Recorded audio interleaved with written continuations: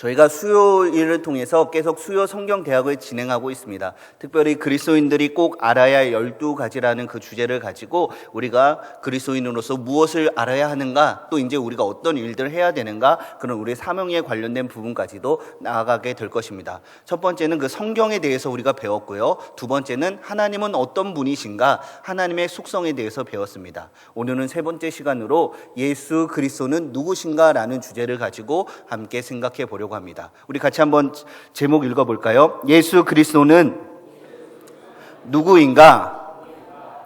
자, 한 장 넘겨주세요.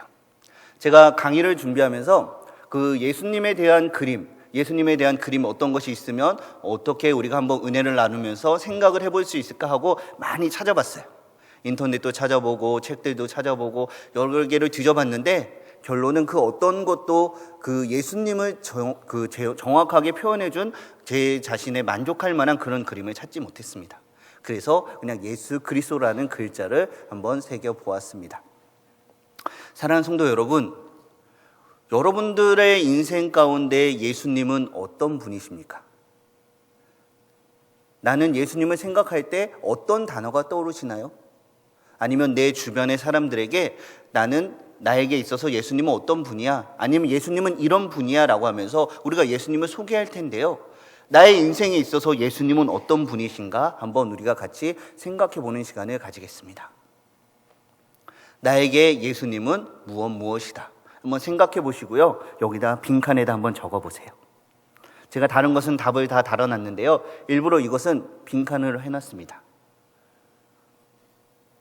나에게 있어 예수님은 어떤 분이신가?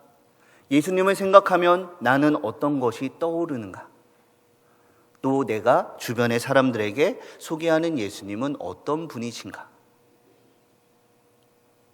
아마 저마다 다 다른 대답을 적으실 거예요. 오늘 예수 그리스도는 누구신가라는 이 주제를 통해서 우리가 성경 말씀을 통해서 예수님이 어떤 분이신가, 성경이 예수님에 대하여 어떻게 증언하고 있는가 우리가 함께 살펴볼 텐데요. 그것을 통해서 제가 드렸던 이 질문에 다시 한번 같이 그 대답을 찾아가는 시간이 되었으면 좋겠습니다. 자, 본문으로 들어가겠습니다. 첫 번째로 성경이 말하는 예수님은 완전하신 하나님이시라는 것을 우리에게 증언해 줍니다. 우리 요한복음 1장 1절 말씀을 읽어봅시다. 요한복음 1장 1절입니다. 시작. 태초에 말씀이 계시니라. 이 말씀이 하나님과 함께 계셨으니 이 말씀은 곧 하나님이시라. 아멘. 따라해봅시다. 예수님은 완전한 하나님이십니다. 할렐루야. 아멘. 예수님을 하나님이라고 믿는 것이 너무나 중요합니다. 다른 말로 말하면 예수님은 신성을 가지고 계시다라고 우리가 표현을 하고 있죠. 세상에 많은 사람들이 이 예수님의 신성을 부인해요. 내가 성부 하나님은 믿지만 예수님은 믿지 못하겠다. 하나님은 유일하신 한 분이라고 하는데 성부 하나님은 뭐고 성자 하나님은 뭐고 성령 하나님은 또 뭐냐고 하면서 예수님의 신성을 공격하고 믿지 않는 사람들이 너무나 많이 있습니다. 하지만 우리는 이 성경 가운데서 성경이 예수님이 하나님이신 것을 우리에게 증언해주고 있기 때문에 예수님은 곧 완전하신 하나님이라는 이 절대 분멸의 진리의 말씀을 붙들고 흔들림이 없어야겠습니다. 그렇다면 이 하나님이신 예수님의 속성은 무엇이 있을까? 이 부분은요, 지난주에 우리가 배웠던 하나님의 속성에 관한 내용과 많이 일치가 됩니다. 왜냐하면 그 하나님이 바로 이 예수님이시고 예수님이 바로 그 하나님이시기 때문에 지난주에 배웠던 내용들을 우리가 다시 복습한다는 생각을 가지고 우리가 함께 성경 말씀을 찾아보겠습니다. 첫 번째로 완전하신 하나님이신 예수님에게는 절대 주권이 있습니다. 마태복음 28장 18절 말씀입니다. 함께 있습니다. 시작. 예수께서 나와 말씀하여 이르시되 하늘과 땅의 모든 권세를 내게 주셨으니. 아멘. 그분은 많은 권세를 가지고 계세요. 그런데 그냥 그 권세가 조금만 있는 것이 아니라 하늘에 있는 모든 권세와 땅에 있는 모든 권세를 그분 스스로 가지고 계십니다. 왜냐하면 예수님께서 말씀으로 이 세상을 창조하신 하나님이시기 때문입니다. 또한 이 완전하신 하나님의 속성 두 번째는요, 영원성입니다. 우리 요한일서 말씀 읽어봅시다. 시작. 태초부터 있는 생명의 말씀에 관하여는 우리가 들은 바요, 눈으로 본 바요, 자세히 보고 우리의 손으로 만진 바라. 이 생명이 나타내신 바 된지라. 이 영원한 생명을 우리가 보았고 증언하여 너희에게 전하노니 이는 아버지와 함께 계시다가 우리에게 나타내신 바 된 이시니라. 아멘. 우리는 모두가 생명을 가지고 있어요. 생명을 가지고 있기 때문에 이 자리에 있는 것이 아닐까요? 그런데 우리가 가진 생명에는 한계가 있습니다. 영원히 살지 못한다라는 거예요. 언제인지 모르지만 하나님께서 정하신 그때가 되면은 우리는 모두 이 생명을 하나님께 반납해야 되는 것입니다. 하지만 예수 그리스도에게 있는 이 생명은 영원한 것입니다. 왜냐하면 그 예수 그리스도께서 바로 이 영원한 생명을 만드신 생명의 하나님이시기 때문입니다. 또한 하나님이신 예수님의 속성 세 번째는요, 불변성이에요. 우리 같이 읽어봅시다. 시작. 예수 그리스도는 어제나 오늘이나 영원토록 동일하시니라. 아멘. 하나님의 그 마음은 불변합니다. 이것이 우리에게 얼마나 큰 위로가 되고 우리에게 큰 소망이 되는지 모르겠어요. 한번 생각해 보세요. 여러분들은 하루에 몇 번 정도 생각이 변하세요? 몇 번 정도 변하세요? 한 10번쯤 변하시나요? 아니면 한 100번쯤 변하시나요? 아니면 한 1000번, 10,000번쯤 변하시나요?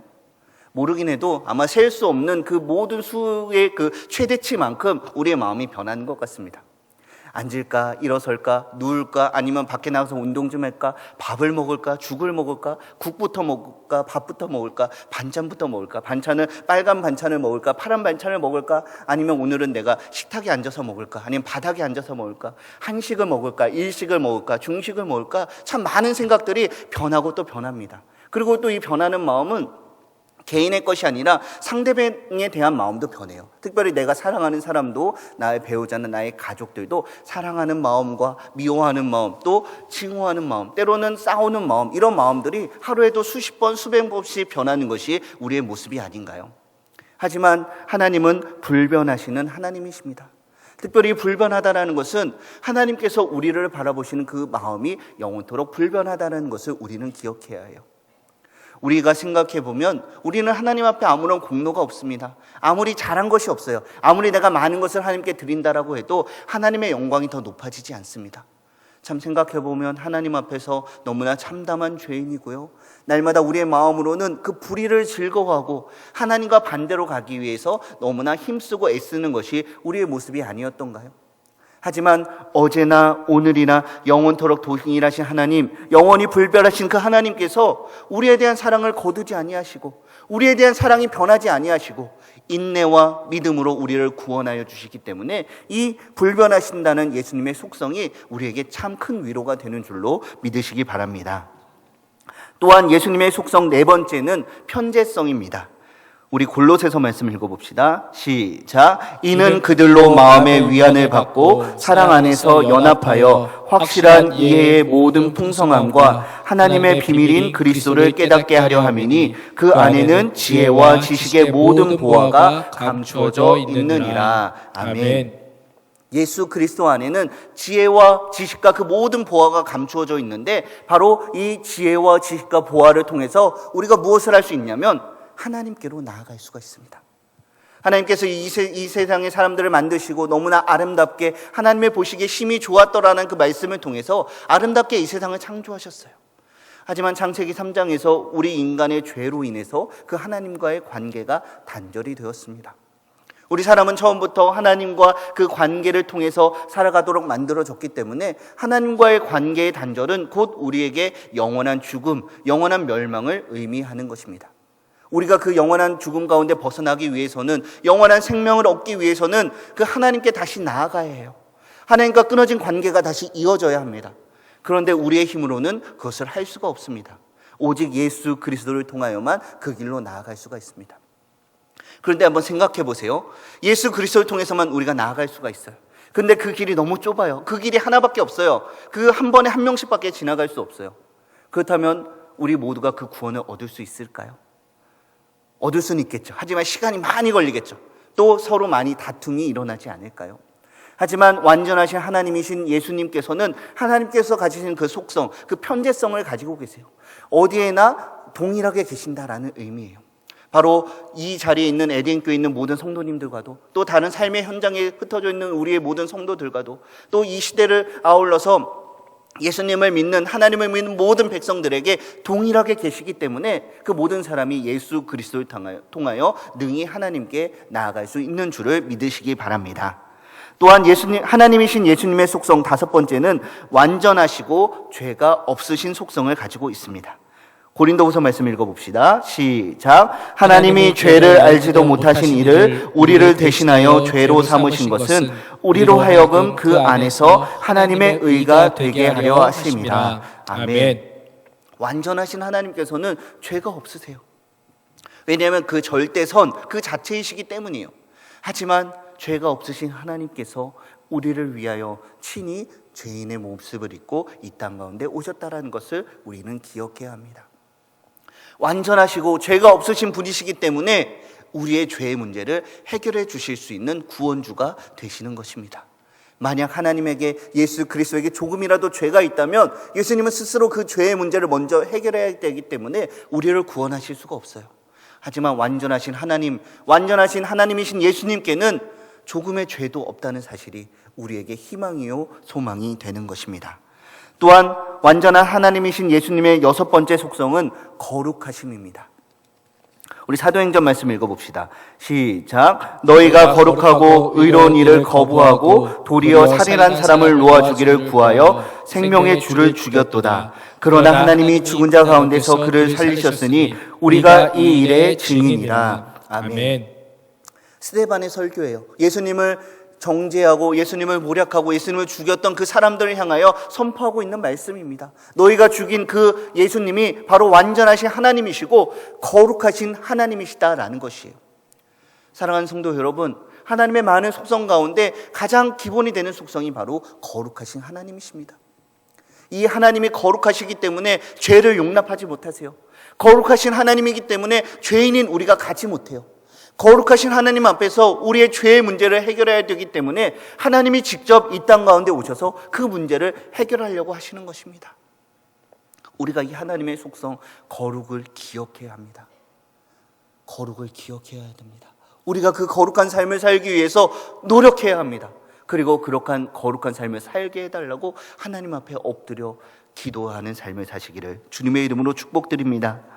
또한 완전하신 하나님 예수님, 바로 그분은 진리의 말씀, 그 진리 그 자체이십니다. 요한복음 말씀이에요. 함께 읽습니다. 시작. 예수께서 이르시되 내가 곧 길이요 진리요 생명이니 나로 말미암지 않고는 아버지께로 올 자가 없느니라. 아멘. 바로 예수 그리스도가 진리이십니다. 예수 그리스도가 유일한 진리요, 유일한 우리의 삶의 법칙이 되신다는 것을 잊지 마시기 바랍니다. 그렇기 때문에 그분이 곧 길이 되시고요, 그분을 통하여 하나님께 나아갈 때 우리에게 영원한 생명이 주어지게 되는 것입니다. 사랑하는 성도 여러분, 완전하신 하나님이신 이 예수님께는 놀라운 능력이 있습니다. 전능하신 하나님이세요. 그리고 그 하나님의 전능하신 능력은 이 땅 가운데 오셔서 우리를 위하여 치유와 부활과 죽기 등의 그 사역 가운데 나타나게 되었습니다. 완전하신 하나님께서 죄 중에 빠져서 고난 가운데, 아픔과 슬픔 가운데 빠져있는 우리의 인생을 직접 찾아오셨다라는 것을 우리는 기억해야 합니다. 내가 하나님께 찾아간 것이 아니라 하나님께서 먼저 나를 아시고 나를 먼저 찾아오신 하나님, 그 하나님을 기억하고 그 하나님께 감사와 영광과 찬송을 올려드시는 주님의 백성들이 되시기를 주님의 이름으로 축복드립니다. 우리가 성경 말씀을 통하여 완전한 하나님이신 예수님, 예수님의 신성에 대하여 우리가 살펴보았습니다. 하지만 성경은 예수님의 신성과 더불어서 예수님의 인성을 우리에게 증거해주고 있습니다. 그래서 두 번째로 우리가 생각해 볼 것은 예수님은 완전한 인간으로 우리 가운데 오셨다라는 것입니다. 따라해 봅시다. 예수님이 완전한 인간으로 우리에게 찾아오셨습니다. 할렐루야. 아멘. 요한복음 1장 14절 말씀 읽어봅시다. 요한복음 1장 14절입니다. 시작. 말씀이 육신이 되어 우리 가운데 거하심에 우리가 그의 영광을 보니 아버지의 독생자의 영광이요 은혜와 진리가 충만하더라. 아멘. 기독교 역사를 보면은요, 사람들이 예수님의 신성과 인성 이 두 가지를 가지고 장난을 쳐요. 어떤 사람들은 나는 예수님이 하나님인 것을 믿겠지만 사람이 되었다는 것은 믿지 못하겠다. 아니면 내가 예수님이 사람이라는 것을 믿습니다. 참 뛰어난 사람이고 사다의 성인처럼 지혜가 많은 인류의 스승이다. 그렇지만 어떻게 사람이 하나님이 될 수 있느냐? 나는 인성은 믿지만 신성은 믿지 못합니다. 라고 그렇게 말하는 사람들이 너무나 많이 있습니다. 세상에 많은 사람들이 이 신성과 인성을 자기 신의 머리로 자신의 힘으로 해결하려고 하다가 많은 사람들이 멸망에 빠지게 되었습니다. 예수님의 신성을 믿지만 인성을 부인하다가 멸망에 빠지게 되었습니다. 예수님의 인성은 믿지만 신성을 믿지 않다가 멸망에 빠지게 되었습니다.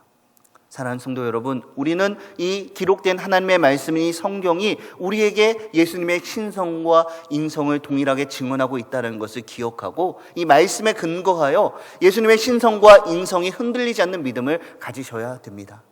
지금 세상은 점점 더 악해지고 있습니다. 점점 더 이 세상 가운데 많은 사람들이 예수님이 하나님이 아니신 증거가 있다면서 우리에게 갖다 보여주고 있어요. 예수님이 사람이 아니라는 증거가 있다고 하면서 우리에게 보여주고 있어요. 하지만 그 가운데서 우리는 우리의 믿음이 흔들려서는 안 되겠습니다. 그런 사람들에게 물어볼 때 우리는 이렇게 대답해야 합니다. 나는 예수님이 완전하신 하나님이시며 완전한 사람이 되어서 우리에게 찾아오신 것을 믿는다. 사람들이 물어볼 거예요. 내가 어떻게 그렇게 믿느냐? 이렇게 과학적인 증거가 있는데, 많은 사람들이 이렇게 증거하고 있는데 어떻게 믿느냐? 어떻게 믿으시나요? 어디에 근거해서 믿으시나요? 바로 기록된 하나님의 말씀, 이 성경이 예수님이 하나님이신 것과 예수님이 완전한 사람이 되신 것을 우리에게 증거해주고 있기 때문에 나는 이 성경 말씀에 근거하여 예수님의 신성과 인성을 믿습니다라고 그렇게 단호하게 말씀하실 수 있는 저와 여러분이 되시기를 바랍니다. 그렇다면 성경이 예수님의 인성, 완전한 인간이 되신 증거를 어떻게 말해주고 있는지 한번 살펴보겠습니다. 첫 번째로 예수님은 육신을 가지고 이 땅 가운데 오셨습니다. 히브리서 말씀이에요. 히브리서 2장 14절입니다. 시작. 자녀들은 혈과 육에 속하였음에 그도 또한 같은 모양으로 혈과 육을 함께 지니심은 죽음을 통하여 죽음의 세력을 잡은 자 곧 마귀를 멸하시며. 아멘. 예수님께서 이 땅 가운데 육신을 입고 찾아오셨어요. 이것을 성육신이라고 하죠. 인류 역사 가운데 가장 놀라운 사건이 바로 이 성육신의 사건입니다. 전능하신 하나님, 무소부재하신 하나님, 편재하신 하나님, 진리가 많으시고 권능이 많으신 하나님께서 이 연약한 인간의 몸을 입고 이 땅 가운데 오셨다는 것이 얼마나 놀라운 기적인지 모르겠습니다. 인간의 모습을 입고 이 땅 가운데 오신 예수님께서는 우리와 동일하게 인간의 성장 과정을 그대로 거치셨습니다. 누가복음 말씀 읽어볼까요? 먼저 누가복음 2장 40절입니다. 시작. 아기가 자라며 강하여지고. 예수님께서 그 갓난아기의 모습으로 왔어요. 부모가 없으면 아무것도 할 수 없는 그 갓난아기. 조금만 있으면 배고프다고 울고 또 기저귀를 갈아달라고 울고 또 뭔가 불편해서 그냥 울기만 하는 그 연약한 어린아이의 모습으로 이 땅 가운데 오셨다라는 것입니다. 그리고 2장 51절입니다. 시작. 예수는 지혜와 키가 자라가며. 아멘. 갓난아기가 어린아이가 되고 어린아이가 유소년이 되고 청소년이 되고 청년이 되고 장년이 되는 것처럼 예수님께서 우리와 동일하게 그 성장 과정을 그대로 거치셨다라는 것입니다. 그러면서 성경에 보면은요, 다른 형제들과 함께 어울려서 자라나셨고요, 육신의 부모의 말씀에 순종하는 모습도 보여주셨습니다. 그리고 30살이 되어서 공생의 사역을 시작하시기 이전까지는 목수라는 직업도 가지고 우리와 같이 삶의 현장에서 생업에 종사하시는 완전한 인간의 모습을 우리에게 보여주셨습니다. 이렇게 성장 과정을 통해서 예수님은 일반적인 사람이 가지는 그런 본능, 그런 느낌, 그런 감정들을 가지셨다는 것을 우리는 성경을 통해 볼 수가 있어요. 예수님이 어떤 본능을 가지셨는지 한번 살펴봅시다. 먼저 배고픔입니다. 마태복음 4장 말씀을 읽어봅니다. 시작. 40일을 밤낮으로 금식한 후에 줄이신지라. 아멘. 우리가 하루에 3끼 혹은 2끼 혹은 1끼를 드시는 분들도 있어요. 하지만 우리가 무엇을 먹어야지만 살 수 있다는 것은 동일한 것입니다. 바로 예수님께서 우리처럼 육신의 허기와 배고픔을 느끼시고 그 음식물을 섭취하는 것을 통해서 그 허기를 만족시키는 것을 경험하셨다라는 것입니다. 또한 갈증도 느끼셨어요.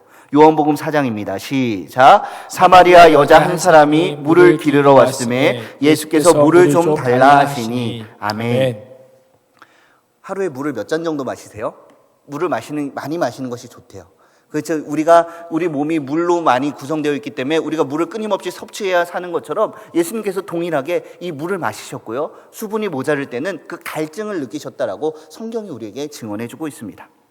또한 예수님께서 피곤의 감정도 느끼셨습니다. 요한복음 4장이에요. 시작. 거기 또 야곱의 우물이 있더라. 예수께서 길 가시다가 피곤하여 우물 곁에 그대로 앉으시니. 아멘. 어쩌면 우리는 예수님을 생각하면서 예수님이 사람이 됐다라고 하지만 그래도 하나님이니까 우리와 뭔가 달라도 다르지 않을까라고 생각을 해요. 하지만 우리와 똑같이 피곤함을 느끼시고 육신의 연약함을 그대로 느끼셨다라는 것입니다. 한번 생각해 보세요. 우리가 일주일 동안 열심히 일을 합니다. 하지만 또 주말과 또 다른 휴일을 맞아서 우리의 몸이 쉬지 않는다면 우리는 금방 다 쓰러지고 아마 다 번아웃이 되고 말 거예요. 또 우리가 하루 종일 일했는데 밤이 되어서 잠을 자지 않는다면 하루나 이틀만 잠을 안 자면 아마 우리 모두가 쓰러지고 말 것입니다. 바로 우리와 똑같은 그 감정 그대로 예수님께서 느끼셨다라는 것입니다. 예수님께서 우리의 육신의 이 약함을 그대로 느끼셨다는 것은 우리는 한 가지를 더 생각하게 돼요.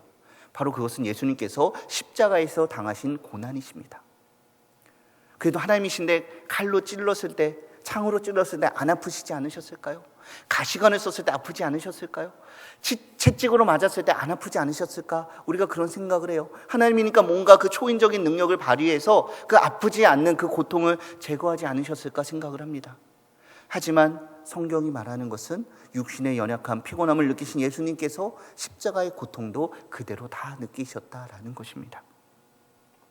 또한 예수님은 밤에 잠도 주무셨습니다. 마태복음 8장이에요. 시작. 바다에 큰 놀이 일어나 배가 물결에 덮이게 되었을 때 예수께서는 주무시는지라. 아멘. 이렇게 우리가 피곤함을 느끼고 배고픔과 갈증과 주무심, 우리 육신의 몸에 필요한 그 모든 것들을 그대로 다 경험하시고 그것이 하루 이틀이 아니라 이 땅에 계신 그 생애의 모든 순간 동안 그대로 다 동일하게 경험하신 분이 예수님이십니다. 또한 예수님께서는 이런 육신의 느낌이 아니라 감정도 경험하셨는데요. 마태복음 9장이 말하는 감정은 동정심입니다.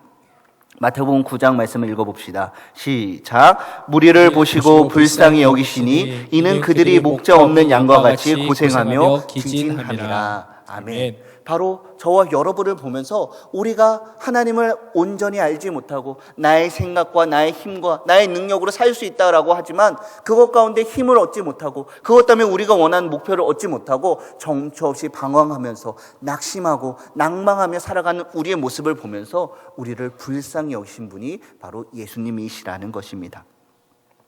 또한 마가복음 3장 말씀을 보면 화를 내시고 또 슬퍼하시는 모습도 볼 수가 있습니다. 마가복음 3장 말씀을 읽어봅시다. 시작. 그들에게 이르시되 안식일에 선을 행하는 것과 악을 행하는 것, 생명을 구하는 것과 죽이는 것 어느 것이 옳으냐 하시니. 아멘. 바로 그 안식일 규정을 가지고 예수님을 공격하고 예수님을 시험에 빠지려고 하는 그 유대의 종교 지도자들 향하여 하신 말씀입니다. 그 예수님은 분노하셨어요. 너희가 하나님을 믿는다라고 하지만 율법을 잘 안다라고 하지만 그것을 온전히 알지 못하고 그 율법을 너희의 권력과 너희의 명예와 너희의 계급으로 삼고 다른 사람들을 속박하는 올무로 삼아서 다른 사람들을 정죄하고 너희의 만족과 너희의 이익을 취하려고 하느냐라고 하면서 그들의 악한 모습을 보면서 분노하시는 모습을 우리는 볼 수가 있습니다. 또한 예수님께서는 눈물도 흘리셨습니다. 요한복음 11장 말씀입니다. 시작. 예수께서 눈물을 흘리시더라. 아멘. 바로 이 말씀은 나사로가 죽었다는 소식을 듣고 예수님께서 눈물을 흘리시는 장면이에요. 그 목자 없는 양과 같이 고생하며 기진한 우리 인류를 보시며 슬퍼하시고 동정심을 가지고 불쌍히 여기신 예수님께서는 실제로 눈물도 흘리셨던 거예요. 우리가 슬픔과 그 안타까움의 감정을 흘릴 때 우리 눈에서 눈물이 나잖아요. 바로 우리와 동일하게 그런 감정과 그런 육체의 현상들을 다 경험하셨다라는 것을 우리에게 말해주고 있습니다. 그런데 지금 제가 7가지 특징을 말씀드렸어요. 배고픔과 갈증과 피곤과 주무심과 동정과 분노와 눈물, 이런 것들은 이것들의 한번 공통점을 한번 생각해 보세요. 인간이 느끼는 감정, 인간이 느끼는 그 행동, 그 생각 중에서 많은 것들이 있지만 왜 성경이 이런 부분들을 우리에게 말해주고 있을까요? 왜 성경이 그 많은 것들 중에서 뭐 기뻐하고 즐거워하고 뭐 배부름과 뭐 힘을 쓰고 그런 좋은 것들도 있는데 왜 이런 것들을 말씀하여 주고 있을까요? 저는 이 말씀을 준비하면서 이런 것을 생각해 봤습니다. 성경이 예수님의 특징 중에서 예수님의 그 인간의 그 본능, 그 감정 중에서 우리에게 대표적으로 말해주는 것들의 그 공통점이 있는데 그것은 바로 우리 인간의 연약한 특징이라는 것입니다. 어느 인간도 밥을 먹지 않고 살 수가 없어요. 어느 인간도 물을 마시지 않고 살 수가 없어요. 어느 인간도 잠을 자지 않고 살 수가 없습니다. 또 피곤하면 쉬어야 돼요. 또 다른 사람을 보고 안타까워하는 마음을 가지고 있어요. 또 내 힘으로 잘 되지 않을 때, 뭔가 부족함을 느낄 때 눈물을 흘리게 됩니다. 바로 인간의 이 연약한 특징을 우리에게 말해주는 것은 바로 하나님께서 연약한 우리를 위하여 이 땅 가운데 오셨고 바로 우리의 연약함과 우리의 부족함과 우리의 아픔과 고난과 슬픔, 그 모든 것들을 친히 다 경험하시고 친히 다 감당하셨다라는 것을 우리에게 말해주고 있는 것입니다. 예수님께서는 일반적인 사람들이 가지는 그 본능, 그 마지막으로 하나님께 기도하셨어요. 마태복음 14장 말씀입니다. 시작. 무리를 보내신 후에 기도하러 따로 산에 올라가시니라. 아멘. 우리가 앞에 봤던 예수님의 신성은 예수님은 완전하신 하나님이셨어요. 많은 능력을 가지고 계신 분이셨어요. 다른 말로 말하면 하나님 자신이기 때문에 기도하지 않으셔도 됐어요. 왜냐하면 스스로 모든 것을 다 가지고 모든 것을 다 이룰 힘과 능력과 권세가 있기 때문이십니다. 하지만 예수님께서, 완전하신 하나님인 예수님께서 하나님께 기도했다라는 것은 바로 연약한 인간의 모습으로 하나님을 의지하는, 하나님을 간구하는 기도를 했다라는 것입니다.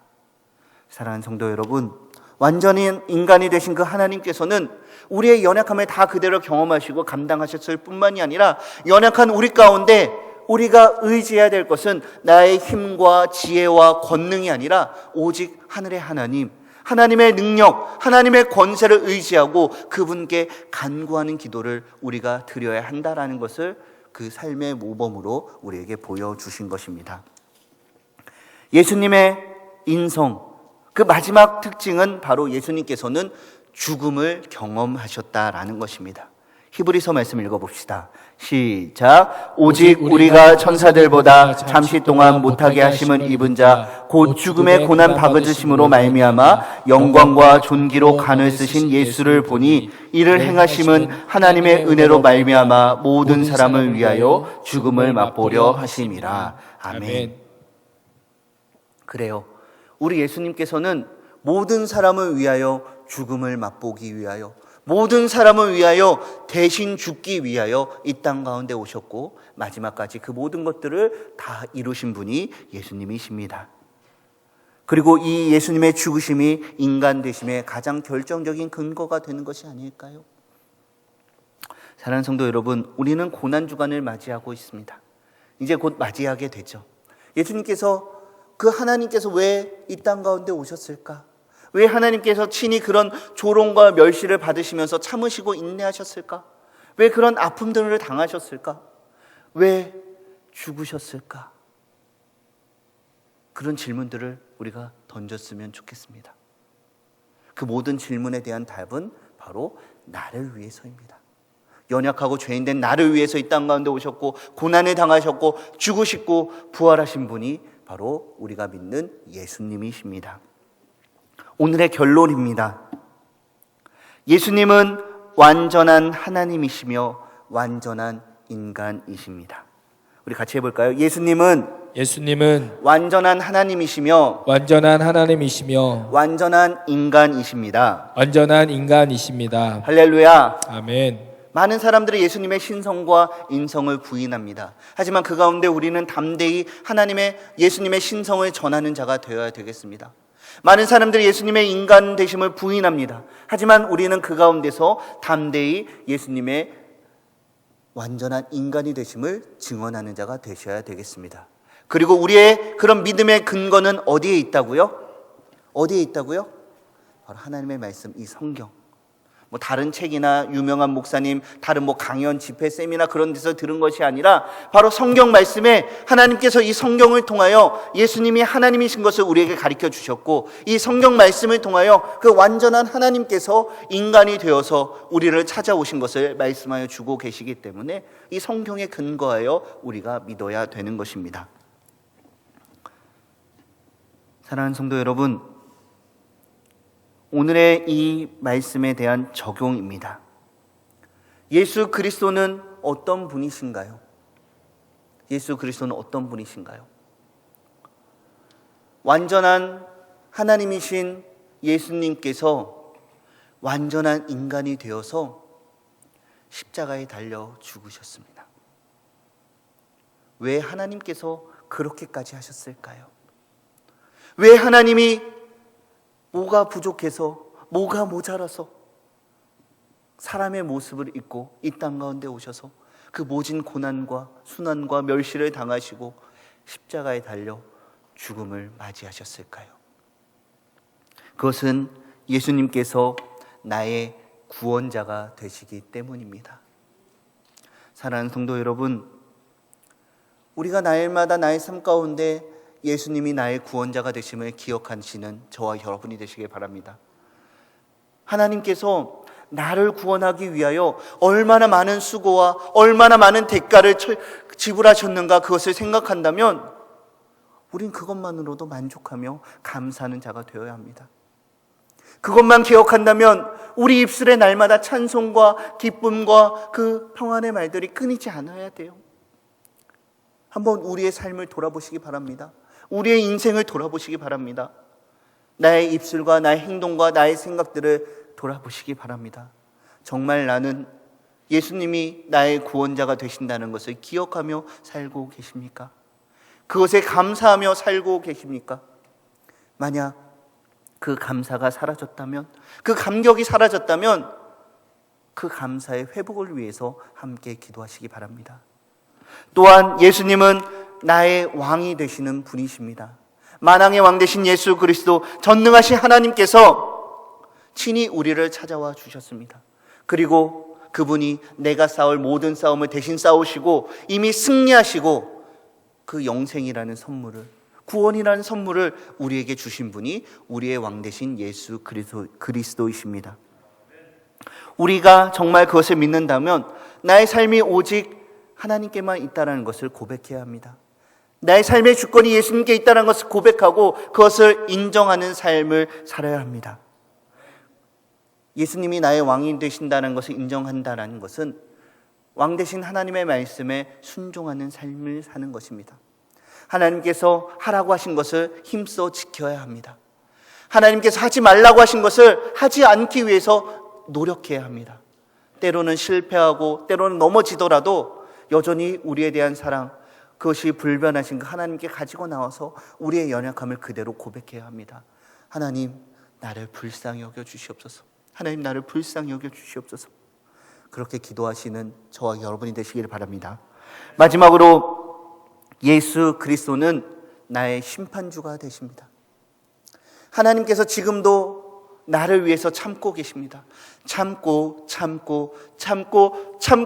또 참고 인내하며 우리가 하나님께 온전히 회개하고 돌아오기를 기다리고 계십니다. 하지만 언제인지 모를 마지막 그 정한 때가 되면 우리 모두는 예수 그리스도의 심판대 앞에 서서 우리의 행위와 우리의 행적들을 가지고 그분 앞에 심판을 받아야 합니다. 그리고 그 심판대를 통과한 자는 영원한 천국에서 하나님과 함께 영원한 삶을 살게 될 것이요, 그 심판대를 통과하지 못한 자는 영원한 지옥불에 빠져서 영원한 형벌 가운데 고통하며 영원한 고통을 받게 될 것입니다. 우리는 이 마지막 때 우리의 심판주로 오실 그 예수님을 맞이할 준비를 하고 계십니까? 혹시 여전히 이 세상 가운데 내가 이루지 못한 것들, 내가 원하는 나의 욕심들, 그것들이 우선순위가 되어서 그것들에 집착하며 살아가는 삶 때문에 마지막 때를 준비하지 못하고 있지는 않으신지요? 내가 너무 바빠서, 내가 건강이 약해서, 내가 지금 요 급한 것만 해결하면 그 다음에 하겠습니다. 그런 마음으로 우리가 살아가고 있지는 않으신가요? 우리는 깨어서 마지막 때에 오실 그 주님을 맞이하는 삶을 준비해야 합니다. 그리고 우리가 마지막 때를 준비하기 위해서는 여전히 하나님을 알지 못하고 그분이 우리의 구원자가 되시고 우리의 왕이 되시고 다시 오실 심판주라는 것을 모르는 그들에게 힘써 예수님을 전하는 삶을 살아야 하는 것입니다. 우리가 기도하며 믿음으로 태신자를 작정하였습니다. 아마 작년에 했던 그 이름을 그대로 적으신 분도 있으실 거예요. 그리고 그 이름은 3년 전에도 5년 전에도 10년 전에도 동일하게 써주신 분들도 있을 거라 생각이 됩니다. 태신자를 적으면서 어떤 마음을 가지고 작정하셨나요? 해마다 하는 반복되는 것이니까 그냥 이름만 적으면 되니까 그런 마음이 혹시 우리에게 있지는 않으신가요? 우리에게 하나님의 마음을 달라고 기도하시기 바랍니다. 하나님께서는 나를 살리기 위하여 여전히 연약하고 여전히 죄 가운데 빠져서 내가 잘났다고 내 힘으로 된다고 나만 있으면 된다라고 자랑하는 우리를 살리기 위하여 이 땅 가운데 직접 찾아오셨습니다. 그 전능하신 하나님께서 이 연약한 육신의 몸을 입고 목마름과 배고픔과 갈증과 피곤함과 그 연약한 그 모든 것들을 다 감당하시고 마지막까지도 그 육신의 모든 것을 다 들여서 우리를 살리기 위한 모든 수고를 아끼지 아니하셨습니다. 주님의 놀라운 사랑을 받은 나, 값없이 구원을 받은 나, 우리가 무엇으로 그분의 은혜에 보답하겠습니까? 주님께서 우리에게 부탁하신 것은 내가 받은 그 사랑 가서 전하여 주라. 전하여 주되 내가 값없이 거저 받았으니 너도 거저 주는 자가 되라라고 우리에게 말씀하셨습니다. 사랑하는 성도 여러분, 때를 어떤지 못 어떤지 주님의 명령을 기억하며 그 명령에 순종하는 자가 되시기를 주님의 이름으로 축복드립니다. 보라, 처녀가 잉태하여 아들을 낳을 것이요 그의 이름을 임마누엘이라 하리라 하셨으니 이를 번역한즉 하나님이 우리와 함께 계시다 함이라. 아멘. 우리는 다시 고난주간을 맞이하게 됩니다. 고난주간을 준비하는 오늘 저는 여러분들께 다시 한번 첫 번째 질문을 드리겠습니다. 여러분들에게 예수님은 어떤 분이십니까? 예수님을 생각하면 어떤 단어가 떠오르십니까? 그리고 내 주변의 사람들에게 예수님은 어떤 분이라고 소개하고 계십니까? 고난주간을 맞이하며 예수 그리스도의 성육신 되심과 예수 그리스도의 고난과 죽으심을 묵상하며 예수님이 나의 인생에 어떤 분이신가 그 대답을 찾으시기를 주님의 이름으로 축복드립니다. 그리고 그 찾은 대답 나만 가지고 있는 것이 아니라 아직도 그 대답을 알지 못해서 그 대답을 찾지 못해서 정처 없이 떠돌며 방황하고 있는 그들에게 예수의 이름으로 예수의 심장 가지고 예수님의 마음 가지고 담대히 나아가시는 저와 여러분이 되시기를 주님의 이름으로 축복드립니다. 우리 들은 말씀 생각하며 함께 기도합시다. 나의 구원자 되신 예수 그리스도,